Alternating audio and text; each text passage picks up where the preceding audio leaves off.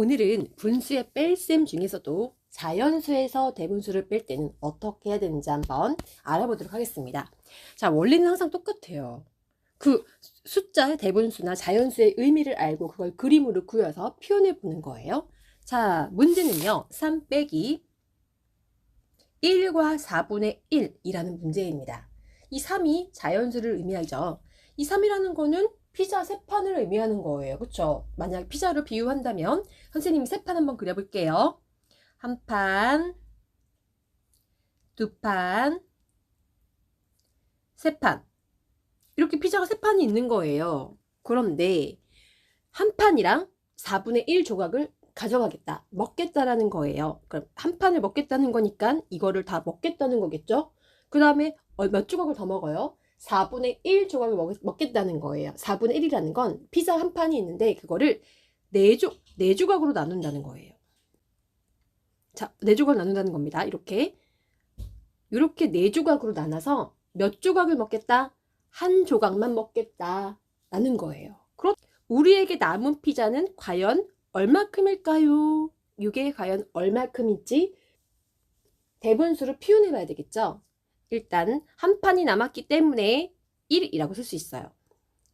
한 판은 남았습니다. 그리고 몇 조각이 더 남았나요? 3조각이 남았죠.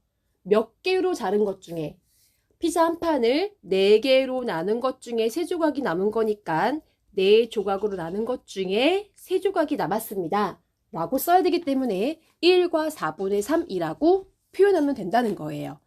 여러분, 이제 분수를 그림으로 그려서 그 다음에 표현하는 거 좀 익숙해지셨죠? 그러면 이제 이거를 우리가 식으로만 한번 표현해 볼게요. 시험 시간엔 학교에서나 이럴 때는 그림을 그릴 시간이 없잖아요. 3 빼기 1과 4분의 1은 그럼 어떻게 해야 되는 거냐? 일단 세 판에서 한 판을 빼야겠죠? 그러니까 3 빼기 1을 해야 된다는 거예요. 그럼 피자 2판이 남겠죠?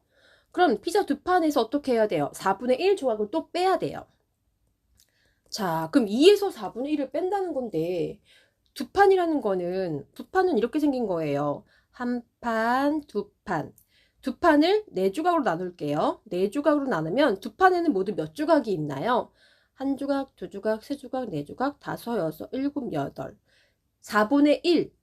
이게 4분의 1이죠? 4분의 1이 모두 몇 조각이나 있어요? 8조각이 있으니까 이 2판이라는 건 이렇게 쓸 수 있어요.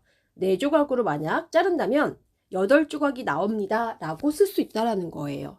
2판을 조각을 자르면 4분의 8이라고 쓸 수 있어요. 그 중에서 한 조각을 빼는 거니까 이렇게 한 조각을 쏙 빼는 거예요. 그럼 몇 조각이 남아요? 4분의 7조각이 남겠죠? 그쵸? 그럼 4분의 7조각은 바로 피자가 몇 판이랑 얼마큼 있는 거예요? 피자가 한 판이랑 3조각이 더 있는 거죠? 그게 바로 4분의 7이죠? 그렇기 때문에 4분의 7이라는 건 피자 한 판이랑 3조각이 더 있습니다 라고 쓸 수 있다라는 거예요. 그래서 답이 1과 4분의 3이 되는 거예요. 자연수 빼기 대분수는 아주 조금 어려운 감이 있는데요. 이것도 그림을 그리면서 표현해보면 여러분 금방 익숙해질 거예요. 그림으로 그리면서 차근차근 잘 생각해 주시기 바라겠습니다.